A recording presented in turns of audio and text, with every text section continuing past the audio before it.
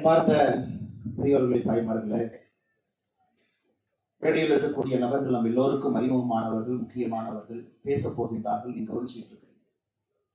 மேடைக்கு முன்புறத்தில் இருக்கக்கூடிய மனிதர்களும் அவ்வளவு முக்கியமானவர்கள். அண்ணன் அங்கராஜ் பாண்டே அவர்கள் பேசும்போது சொன்னாங்க, 95 வயது, அரசியலை சுதந்திரத்திற்கு முன்பு சுதந்திரத்திற்கு பின்பு பார்த்தவர்கள். 95 வயசுல அவர் எழுதக்கூடிய அந்த குறிப்புகளை நீங்க பார்க்கணும். அண்டே அவர் எழுதக்கூடிய குறிப்புகள் இன்றைய அரசியல் நடக்கக்கூடிய தவறுகளை சுட்டிக்காட்டி அழகா ஒரு பேனா இங்க்ல பக்கம் பக்கமாக எழுதி நம்முடைய அலுவலகத்துக்கு அனுப்புவான். வாரத்துக்கு 2 கடிதம் அனுப்புவார். அப்படிப்பட்ட ஒரு மாமனிதர் இந்த விழாவிற்கு வந்து சிறப்பு சேர்த்துக் கொண்டிருக்கிறார்கள். ஐயாவுடைய பாதத்தை தொட்டு வணங்கி என்னுடைய நன்றியை வெளிக்காட்டிக் கொள்கின்றேன். டாக்டர் ஹெச்.பி. அவர்கள், பாரதிய ஜனதா கட்சியினுடைய சட்டமன்ற குழு தலைவராக இருக்கக்கூடிய நயினார் நாகேந்திரன் அவர்கள், தர்ம போராளி, பாரதிய ஜனதா கட்சியினுடைய ஒரு நேர்மையின் சிகரமாக இருக்கக்கூடிய அண்ணன் ஹெச். ராஜா அவர்கள், முன்னணியில் இருக்கக்கூடிய எல்லா நம்முடைய மூத்த கட்சியினுடைய துணை தலைவர்கள், மேடையின் மீது இருக்கக்கூடிய பாரதிய ஜனதா கட்சியினுடைய மூத்த தலைவராக இருந்து சகோதரர் சூர்யா அவர்களுக்கு போன்ற இளைஞர்களுக்கு அவர் அமைப்பு பொதுச்சாளர் என்ற அக்கா வானதி ஸ்ரீனிவாசன் அக்கா சொன்னார். அதை தாண்டி இன்னொரு வார்த்தையை நான் பயன்படுத்த வேண்டும் என்றால், இளைஞர்களை அடையாளம் காட்டி அடுத்த கட்டம் எடுத்து செல்வதற்கு ஒரு பெரிய ஒரு உந்து சக்தியாக இருக்கக்கூடிய ஐயா பி.எல். சந்தோஷி அவர்கள், மேடையின் மீது இருக்கக்கூடிய பாரதிய ஜனதா கட்சியினுடைய அகில இந்திய மகளிர் அணியினுடைய தலைவி,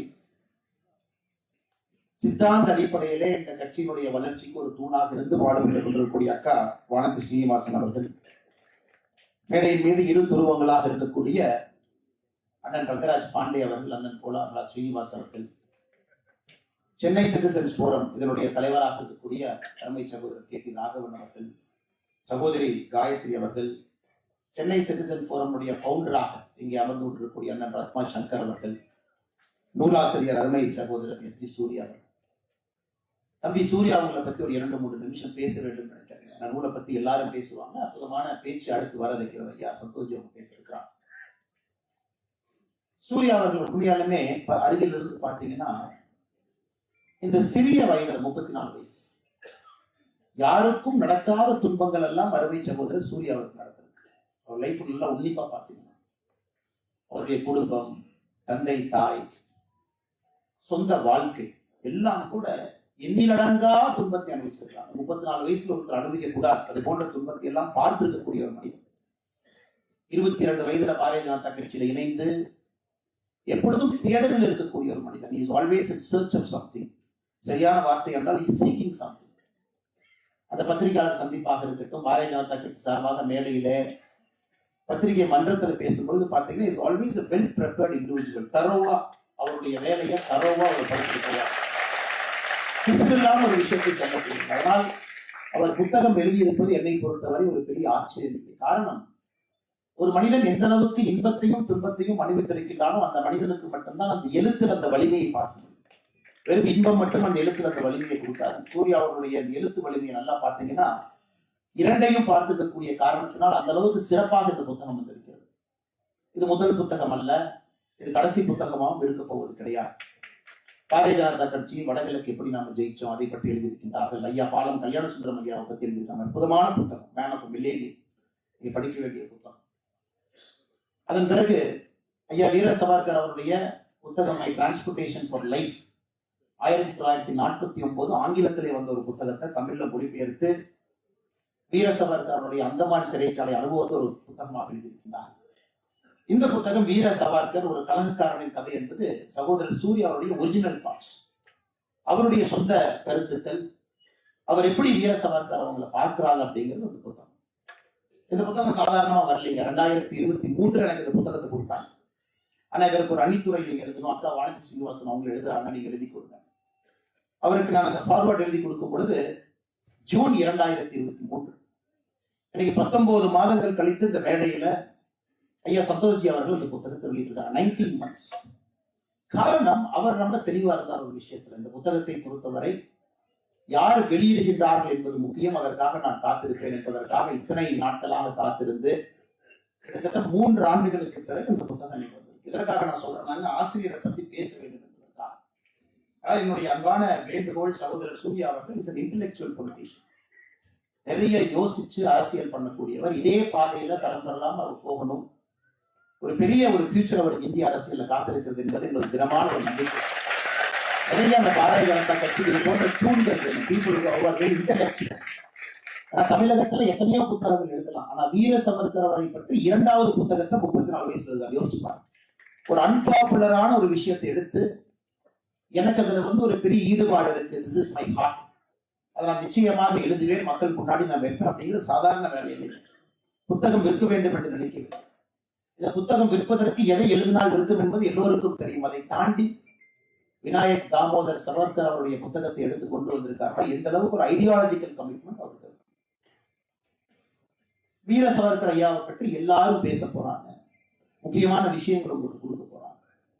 காரணம் அவருடைய வாழ்க்கை ஒரு மிக மிக வித்தியாசமான ஒரு வாழ்க்கை.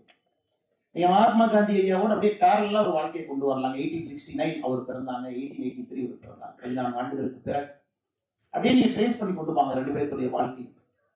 மகாத்மா காந்தி அவர்கள் எப்பொழுது ஒரு சுதந்திர வேள்வி வந்துச்சுன்னு பாருங்க. 1893 சவுத் ஆப்பிரிக்கால பீட்டர் மேரிட்ஸ்பர்க் அப்படிங்கிற ரயில்வே ஸ்டேஷன்ல ஒரு ட்ரெயின்ல இருந்து தூக்கி எறியப்படுகின்றான். First class அமரக்கூடாது. அந்த கொடூரமான அந்த குளிர்ல 4 டிகிரி குளிர்ல ஒரு இரவு முழுவதும் அமர்ந்து அடுத்த நாள் காலையிலிருந்து ஒரு வித்தியாசமான மனிதன் மோகன்தாஸ் கரம்சந்த் காந்தி மகாத்மா காந்தியா மாறுறான். 1869 to 1893 பார்த்தீங்கன்னா இட்ஸ் an uneventful life. யாருக்காவது வேலை பார்க்கணும், பணம் சம்பாதிக்கணும், ஒரு குஜராத் ட்ரேடருக்கு போய் வேலை பார்க்கணும் சவுத் ஆப்பிரிக்கால, இங்கிலாந்துல படிக்கணும், இதுதான் மகாத்மா காந்தியுடைய வாழ்க்கையாக இருந்துச்சு. ஆனா ஒரு விஷயம் அவர் மாற்றிச்சு. ஆனா சவர்கருடைய வாழ்க்கையை பார்த்தீங்கன்னா பிறந்ததிலிருந்து ஒரு வேள்வியை காட்டிக்கிட்டே வந்தார். பிறந்ததிலிருந்து 12 வயசுல எப்படின்னு சொன்னாங்க, 14 வயசுல சொன்னாங்க. பூநூலை கழட்டியவர். யோசிப்பாங்க, தான் போட்டிருந்த பூநூலை கழட்டினார். எதற்கு கழட்டினார்னா நான் காஸ்ட் டிஸ்கிரிமினேஷன் எதிர்த்து போறேன். அங்க நடக்கக்கூடிய நாடகத்துல அந்த காலத்துல மேற்தட்டு மக்கள் தான் பார்க்க வேண்டும் என்பதை உடைத்து எல்லாரும் நாடகம் பார்க்கணும். இது வீர சவர்கருடைய ஆரம்ப கால வாழ்க்கை. உடைச்சாரு. சமபந்தி போஜனம், எல்லோரும் ஒன்றாக அமர்ந்து சாப்பிட வேண்டும் நினைச்சாரு. ஏன் அப்படி இருந்தும் கூட சாப்பிட மாட்டாங்கிறதுக்காக அவரே ஒரு உணவு கூடத்தை ஆரம்பிச்சார். அந்த உணவு கூடத்துல 2 முதலாளிகளை இவரே உருவாக்கினார். ஒரு பிராமின் முதலாளி உருவாக்கினாரு. ஒரு பட்டியலின சமுதாயத்திலிருந்து இன்னொரு முதலாளியை ஆரம்பித்து இருவருக்கும் 50% ஷேர் கொடுத்து அந்த ஹோட்டல் நடத்தினாங்க.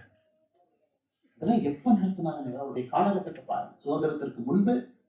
இன்னைக்கு நம்முடைய தமிழ் மண்ணில் சமூக நீதி பேசக்கூடியவர்களுக்கெல்லாம் எத்தனையோ ஆண்டுகளுக்கு முன்பு இதெல்லாம் ஒரு சிறு வயதில் நடத்தி காட்டிய ஒரு மனிதன். சிவாஜி ஸ்காலர்ஷிப் கிடைச்சது அவருக்கு. பாலகங்காதர திலக் அவர்கள் லண்டனுக்கு அனுப்பி வைக்கலாம். டெம்பிள் டீல் அங்க போகணும், படிக்கணும், லாயரா வரணும். அதன் பின்பு நடந்தது நம்ம எல்லோருக்கும் தெரியும். ஏன்னா இங்கிலாந்து நீங்க போனீங்கன்னா அது எத்தனையோ மனிதர்களை கிளர்ச்சிவாதிகளாக மாற்றி இருக்கிறது. அந்த மண்ணுக்கு ஒரு தன்மை. அங்க நீங்க போய் பார்த்தீங்கன்னா நம்ம எல்லோருக்குமே தெரியும் எதற்காக இங்கிலாந்து நாட்டை பொறுத்தவரை இத்தனை பேருக்கு ஒரு புரட்சியாளராக கிளர்ச்சியாளராக மாற்றி இருக்கிறது. இந்தியா ஹவுஸ் எதற்கு அவ்வளவு ராடிக்கல்ங்கிற ஒரு வார்த்தைக்குள்ள அவங்க அடைச்சாங்க. பட் அவங்க ஆன்டி எஸ்டாப்ளிஷ்மெண்டாக இருந்தாங்க. வாண்ட் ஆஃப் பெட்டர் வேர்ட், ராடிக்கல்ங்கிற ஒரு வார்த்தைக்குள்ள உள்ளத்தை அடைச்சி வச்சுட்டு இருக்கு இத்தனை காலமா. ஆன்டி எஸ்டாப்ளிஷ்மெண்டாக உருவானவர். கண்மூடி எதிர்த்தார். அவங்க இந்த ஈஸி ரூட் எடுக்கிறதுக்கு தயாராகவே இல்லை. எதற்காக அதையெல்லாம் செஞ்சாங்க இந்த புத்தகத்தில் நீங்க படிக்க. எதற்காக இவர்கள் மாறினார்கள், எதற்காக இங்கிலாந்து அவங்களை மாறிச்சு, இந்தியா ஹவுஸ்ல என்ன பண்ணாங்க, இவருடைய தாட் ப்ராசஸ் எப்படி இருந்துச்சு, அதெல்லாம் தாண்டி சொன்னாங்க. கப்பல்ல அவருக்கு பாருங்க 50 ஆண்டு காலம் சிறை, டபுள் லைஃப் இம்ப்ரெஸ்மென்ட். எதற்கு? 2 விஷயத்திற்காக. நாசிக்குடைய கலெக்டரை கொண்டாங்க, அதற்கு வெப்பன் சப்ளை பண்ணாரு, அதற்கான ஐடியாலஜிக்கல் இம்ப்ரிண்ட் அவர் கொடுத்தாரு. செக்ஷன் 121A இங்கிலாந்து அரசுக்கு எதிராக, குறிப்பாக இங்கிலாந்தினுடைய ராஜாவுக்கு எதிராக கிளர்ச்சி ஏற்படுத்தினார்கிற 2 விஷயத்தை மையமாக வைத்து ட்ரையல் பண்ணி அவருக்கு 50 ஆண்டு காலம் இரட்டை ஆயுள் தண்டனை கொடுத்தாங்க. வயசு யோசிச்சு பாருங்க. அந்தமான் சிறைச்சாலை இன்னைக்கு எல்லாருக்கும் ரொம்ப சாதாரணமா போயிடுச்சு. இன்னைக்கு தமிழகத்துல பாத்தீங்கன்னா வேறு வேறு கட்சிகள் நமக்குள்ள சண்டை போட்டுக்கிறோம், ஐடியாலஜிக்கல் ஃபைட். அதனால ஒரு கட்சியை சார்ந்தவர்கள் மற்றொரு கட்சி எப்படி திட்டுவாங்கன்னா, நீ வீர சவர்கர் பரம்பரை, நீ மன்னிப்பு கேட்ட பரம்பரை இல்லை, நீ வீர சவர்கர் பரம்பரை. அந்த கட்சியினுடைய தொண்டர்கள் இன்னொரு கட்சி எப்படி சொல்லுவாங்கன்னா, நீ பக்கம் 21 பரம்பரை. இது சமூக வலைதளத்திலே ஒரு பேசுவதற்கோ சமூக வலைதளத்துல திட்டிக் கொள்வதற்கோ சரியா இருக்கு. நீ வீர சவர்கர் பரம்பரைன்னு சொல்லிட்டு நம்ம பக்கம் 21 பரம்பரைன்னு சொல்லுறது. ஆனா இது போன்ற புத்தகங்கள் வரும்போது அந்த நெரேட்டிவை ஷிஃப்ட் பண்ணி ஒரு இன்டெலெக்சுவல் பேசிஸ் கொண்டு வருது. That is very important. அது ரொம்ப முக்கியம். ஏன்னா எல்லாருமே சமூக வலைதளத்தில் அவங்க திட்டுறாங்க அப்படிங்கறதுக்காக இந்த கட்சியை சார்ந்தவங்க திட்டிட்டு போயிடுவாங்கிறத தாண்டி ஒரு இன்டெலெக்சுவல் இம்பெக்ட். அந்தமான்ல செல்லார் சிறைக்கு நீங்க போனீங்கன்னா அந்த சிறையினுடைய கடைசி பகுதியில 4வது மாடியில கடைசி ரூம்ல வீர சவர்கருடைய ரூம் இருக்கும். நீங்க பார்த்துருப்பீங்க. சில பேர் அங்க டூரிஸ்ட் போனவங்க போய் பார்த்துருப்பீங்க. அந்த ரூமுடைய தன்மையை நீங்க பார்த்துருப்பீங்க. அந்த ரூம் எப்படி இருக்கும் நீங்க பார்த்துருப்பீங்க. அதனால என்னை பொறுத்தவரை தமிழகத்துல இருக்கக்கூடிய அன்பு நண்பர்கள், நீங்க எந்த சிந்தனை உங்களுக்கு இருந்தால் அந்தமான் சிறைக்கு போகும்பொழுது ஒரு முறை நீங்க அங்க போய் செல்லார்ஜியில போய் பார்க்கணும். ஒரு ஓப்பன் மைண்டடா. ஏன்னா இவங்க எல்லாருமே இந்தியாவிற்காக பாடுபட்ட ஒரு பொலிட்டிக்கல் பார்ட்டிக்காக அவங்க யாரும் வேலை செய்யலாம். தி ஒர்க் ஃபார் பாரத். நம்முடைய நாடு நன்றாக இருக்க வேண்டும், அதற்கு ஒரு ஐடியாலஜிக்கல் இம்ப்ரிண்ட் வேண்டும் என்பதற்காக. அதனால் எந்த நேரத்தில் அன்பான வேண்டுகோள், எல்லா கட்சியை சார்ந்தவர்கள் நீங்க யாராக இருந்தாலும், எந்த பொலிட்டிக்கல் தாட் உங்களுக்கு இருந்தாலும், ஒரு ஓப்பன் மைண்டடோட நீங்க வீர சவர்கர் அவர்களை அணுக வேண்டும் என்பது இந்த எண்ணத்தில் நாம் வைக்கக்கூடிய அன்பான வேண்டும். ஏன்னா நம்ம ஒரே சித்தாந்த தாக்கம் இருக்கக்கூடிய கூட்டத்துக்கிட்ட பேசணும், ஒரே சித்தாந்த தாக்கம் இருக்கவங்களுக்கு கிட்ட இந்த புக்கை கொண்டு போனோம் அப்படிங்கிறத தாண்டி போய் பார்க்கணும். அந்தமான் சிறையில எவ்வளவு கொடூரமான தண்டனை அவருக்கு கொடுக்கப்பட்டது, அந்த தண்டனை எப்படி எல்லாம் அவர் அனுபவிச்சாரு. குளிப்பது கூட காலையிலே நிர்வாணமாக எல்லோருக்கும் முன்னாடி குளிக்கிறது. இந்த மனுஷன் படிச்சது எங்க, இந்த மனுஷன் வாழ்ந்தது என்ன, இந்த மனுஷனுடைய சிந்தனை என்ன. ஜெயில் சிஸ்டமை பாருங்க, உங்களை பிரேக் பண்ணணும், உங்க சோலை கிரஷ் பண்ணணும், உங்களை உள்ள சோல்ல இருந்து உங்களை கொன்றணும் அப்படிங்கிறதுக்காக தான் சிஸ்டம், ஜெயில் சிஸ்டமை டிசைன் பண்றாங்க. நிர்வாணமாக காலையிலே குளிக்க வேண்டும். அதை தாண்டி பனிஷ்மெண்ட் பாருங்க. குறிப்பாக இவருக்கு கொடுக்கப்பட்ட punishment standing in the stock. அப்படின்னா காலையிலே உங்க கையை கட்டி வச்சிருவாங்க. காலை 6 மணியிலிருந்து 10 மணி வரை, 12லிருந்து 5 வரை உங்களுடைய கையை கட்டி லைட்டா அந்த ரூஃப்ல மேல ஏற்றிடுவாங்க செயின் போட்டு. அப்ப கிட்டத்தட்ட உங்களுக்கு இந்த standing in the stock punishment என்பது 10 மணி நேரம் தினமும் தொங்கணும். இயற்கை உபதை செல்வதற்கு கூட உங்களால் முடியாது 10 மணி நேரம். ஏன்னா உங்களுடைய சோலை கிரஷ் பண்ண அடிப்படையிலே உங்களுடைய ஆன்மாவை கொண்டுட்டா உங்களுக்கு இருக்கக்கூடிய சிந்தனை எல்லாம் கொன்று விடுவோம் என்பதற்காக உருவாக்கப்பட்டதுதான் அந்தமான் சிறைச்சாலை, cellular. Very scientifically design, very scientific. Jeremy பென்தம்னு ஒரு இங்கிலீஷ் பிலாசபர் இருந்தார். ஒரு சிறைச்சாலை எப்படி கட்ட வேண்டும் ஒரு பெரிய புத்தகம் எழுதியிருக்காரு. அதை வச்சுதான் பாதி சிறைச்சாலைகள் உலகம் முழுவதுமே டிசைன் பண்ணிருக்காங்க. எப்படி கிரஷ் பண்ணணும், ஆன்மாவை எப்படி சிதைக்கணும், உங்களுக்கே உங்கள் மேல் கோபத்தை எப்படி தூண்டுவது. அதுல 11 ஆண்டுகள் யோசிச்சு பாருங்க. 11 இயர்ஸ் இருந்தாங்க. நம்ம சிம்பிளா ஒரே வார்த்தையில கடந்த மாதிரி சகோதரர் விக்ரம் சம்பத் அவர்கள் அவருடைய புத்தகத்தை வெளியிடும் பொழுது வீர சவர்கர் அவர் புத்தகத்தை வெளியிட சொல்லி நீ வர சொல்லியிருந்தாங்க. ஸ்டேஜில் வெளியிட்டாச்சு, எல்லாரும் பேசியாச்சு. அதன் பிறகு பத்திரிகையாளர் சந்திப்புல நானும் விக்ரம் சம்பத் அவர்கள் நின்று கொண்டிருக்கின்றோம். பத்திரிகை நண்பர் கேட்ட முதல் கேள்வி என்ன, எதுக்கு மன்னிப்பு கேட்டாங்க சொல்லிட்டு போங்க. இவ்வளவு பேசி அபினவ பாரத்தை பற்றி பேசி, அவருடைய எசென்ஷியல்ஸ் ஆஃப் ஹிந்துத்துவ தத்துவத்தை பற்றி பேசி, அவருடைய வாழ்க்கை முறையெல்லாம் பேசி, எப்படி வாழ்ந்தார் என்பதை பேசி, அந்தமான் சிறைச்சாலையினுடைய கொடூரத்தை பேசி, எல்லாம் பேசினதுக்கு அப்புறம் ஒரே ஒரு லைன் அவங்க கேட்ட கேள்வி, நண்பர் ஒருவர் முதல் கேள்வி என்ன, இந்த மன்னிப்பு கேட்டாங்களா தமிழ்நாட்டில் சொல்றாங்க கொஞ்சம் பேசுறாங்க. அதெல்லாம் பதில் சொன்னதுக்கு அப்புறம், இல்ல இந்த மகாத்மா காந்தியினுடைய கொலையில் ஏதோ சம்பந்தம் சொன்னாங்க, அதை பத்தி 2 வார்த்தை பேசுங்க. எனக்கு தமிழகத்துல விநாயக் தாமோதர் சவர்கர்னாவே இந்த 2 வார்த்தைக்குள்ள அடைக்க பார்க்கணும். நாதுராம் கோட்சே அவரை இவர் இன்ஸ்பயர் பண்ணாரு, இவர் தான் தூண்டி விட்டாரு. மகாத்மா காந்தியினுடைய கொலை நடந்தது, இவரை கைது பண்ணாங்க, கொஞ்ச நாள் உள்ள வச்சிருந்தாங்க, அதன் பிறகு விடுதலை ஆனார். அப்பனா இவர் வந்து தப்பான ஒரு மனுஷனா இருக்கு. ட்ரையல் என்ன நமக்கு தெரியாது, ட்ரையல் என்ன நடந்துச்சுன்னு தெரியாது, எதற்காக இவர் கைது செய்யப்பட்டார் தெரியாது. இவருக்கும் நாதுராம் கோட்சேவுக்கும் இருக்கக்கூடிய அந்த தொடர்புகள் எல்லாம் விக்ரம் சம்பத் அவர்கள் 3 சாப்டர்ல எழுதியிருக்காங்க. என்ன எக்ஸாக்டா நடந்துச்சு, கருத்து பரிமாற்றம் என்ன சம்பந்தம் இவர்கள், அதெல்லாம் ஒரே லைன்ல நான் அடிச்சோம். இல்ல இவர் வந்து மன்னிப்பு கேட்டார் அப்படின்னா இவர் வந்து ரொம்ப குறைவான ஒரு மனிதர். கிளிமென்சி பெட்டிஷன் நம்முடைய கோலாகல ஸ்ரீனிவாஸ் அவர்கள் சொன்னது போல எல்லாரும் பயன்படுத்திருக்காங்க, பயன்படுத்தாதவங்க யாரும் கிடையாது. ஏன்னா ஜெயில உங்களுக்கு 2 சாய்ஸ் இருக்கிறது. உங்களுடைய லார்ஜர் விஷயத்துக்கு நீங்க சண்டை போட போறீங்களா, இல்ல சிறையிலிருந்து சாக போறீங்க.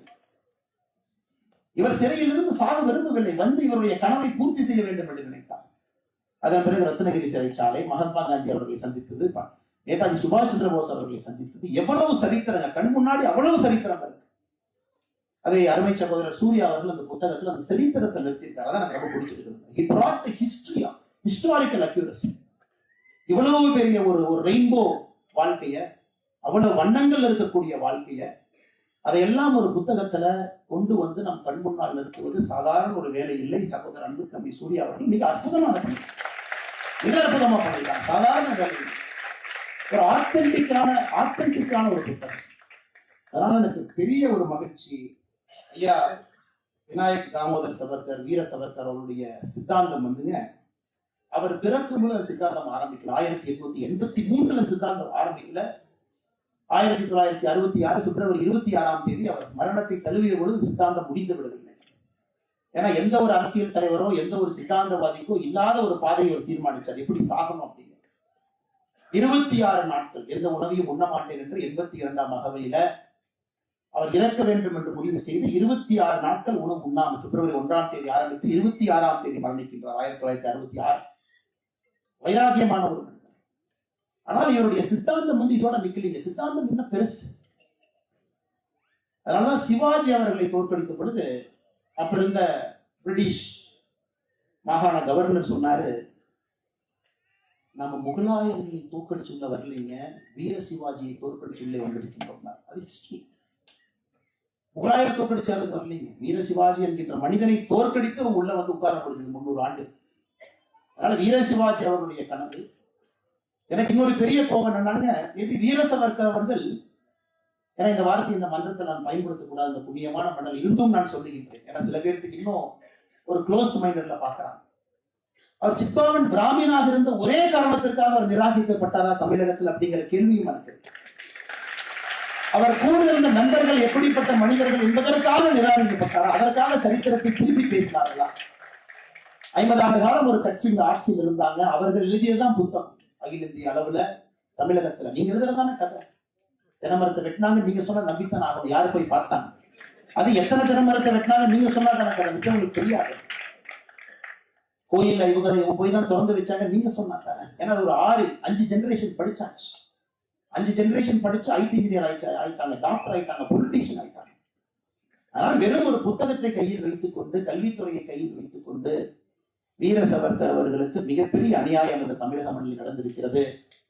அதற்கு சகோதரர் சூர்யா அவர்களை போன்றவர்கள் களத்தில் இறங்கி அதை சரி செய்து கொண்டிருக்கின்றார்கள் என்று நம்புகின்றேன். அதனால் மற்றும் ஒரு முறை இங்கு வந்திருக்கக்கூடிய எல்லா அன்பு சொந்தங்களுக்கும் கூட, ஏன்னா சந்தோஷி மேடைக்கு வந்தோடனே கேட்ட கேள்வி என்னன்னா, இந்த என்ன சபை, பொதுமக்கள் எவ்வளவு பேர் வந்திருக்கிறாங்களே, ஒரு மார்கழி மாதத்துல நல்ல செயல்கள் எப்பொழுதும் சாயங்காலம் நடக்கும், காலையில் நடக்கும். சென்னையில் எல்லோரும் போய் எல்லா விதமான விஷயங்களை கேட்போம், மகிழ்வோம். ஆனால் இவ்வளவு நண்பர்கள் உங்களுடைய நேரத்தை ஒதுக்கி வைத்து ஒரு புத்தக வெளியீட்டு விழாவுக்கு வந்திருப்பது சாதாரண ஒரு வேலை இல்லை. அதனால் உங்கள் எல்லோருக்கும் ஒரு பெரிய நன்றிகள். இந்த புத்தகத்தை நீங்க வாங்கி படிக்கணும் சார், வெரி இம்பார்ட்டன்ட். ஏன்னா இப்ப இந்த சமூக வலைதள உலகத்தில் என்னன்னா, ரங்கராஜ் பாண்டியன் 5 மினிட்ஸ் பேசிட்டாங்க, நான் அப்படியே கேட்டுட்டேன், எல்லா வீர சவர்கரை பத்தி தெரிஞ்சிருச்சு, சூப்பர். இல்ல சந்தோஷி வந்து 25 நிமிஷம் பேசிட்டாங்க, எனக்கு அது போதும், வீர சவர்கரை பத்தி எல்லாமே கவர் பண்ணிட்டாங்க, போதும். இல்லை, நீங்க இந்த புத்தகத்தை வாசிக்க வேண்டும் என்பதை நான் வாழ வேண்டும். நீங்க வாங்கி படிக்க. ஏன்னா இது பேசக்கூடிய யாருமே முழு வாழ்க்கையை அப்படியே சொல்ல முடியாது. அதனாலதான் சகோதரர் சூர்யா அவர்கள் வீர சிவாஜியினுடைய வாழ்க்கையில் ஆரம்பித்து சித்பாவன் பிராமின் அவர்கள் சமுதாயத்திற்கு போய் அங்கிருந்து வீர சவர்கருடைய வாழ்க்கையை 1966 முடிக்கிறார். ஏன்னா அவர் வந்து இந்த இந்து ராஷ்டிரத்தை எக்ஸ்பேண்ட் பண்ணி பார்க்கிறார். அதான் வீர சவர்கருடைய சிந்தனை. அதனால நீங்க இந்த புத்தகத்தை படிக்கணும். இதை தாண்டி இன்னும் நிறைய விஷயங்களை படிக்கணும். நான் சொல்லுகின்ற கருத்துக்கு ஒப்புகை இல்லாதவர்கள் நண்பர்கள் யாராச்சும் பாக்குறாங்க, இல்ல வீர சவர்கரை பத்தி நீங்க புகழ்ந்து பேசுறீங்கன்னா, என்னுடைய அன்பான வேண்டுகோள், ஓப்பன் மைண்டட்னஸோட கொஞ்சம் அவரை பத்தி படிக்கும். காரணம், உங்களுக்கு பிடிக்காமல் இருக்கலாம், அதற்காக உங்கள் குழந்தைகளுக்கும் பிடிக்காமல் செய்து விடாதீர்கள் என்பதுதான் என்னுடைய அன்பான கருத்து. இப்போது வந்திருக்கக்கூடிய எல்லா நண்பர்களுக்கும் நன்றி தெரிவித்து, இந்த நிகழ்ச்சியை மிக சிறப்பாக நடத்தி கொண்டிருக்கக்கூடிய சென்னை சிட்டிசன்ஸ் போரம் அதனுடைய எல்லா நிர்வாகிகளுக்கும் இந்த நேரத்தில் நன்றி இழந்த வாழ்த்துக்களை வணக்கங்களை தெரிவித்து, மற்றும் ஒரு முறை உங்களுக்கு நன்றி தெரிவித்து உரை முடித்துக் கொள்கின்றேன். நன்றி, வணக்கம். பாரத் மாதா.